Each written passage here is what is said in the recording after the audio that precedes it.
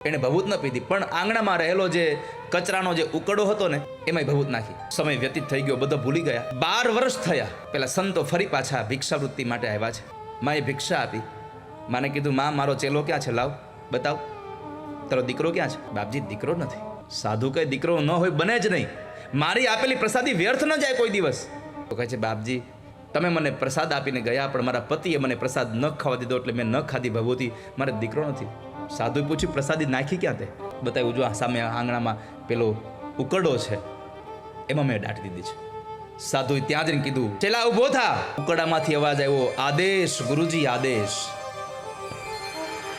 અને એ જે બાળક પ્રગટ થયું ને, બીજું કોઈ નહીં, ગુરુ ગોરખનાથ પોતે હતા. પ્રસાદી આપી હતી મચ્છેન્દ્રનાથ પોતે હતા.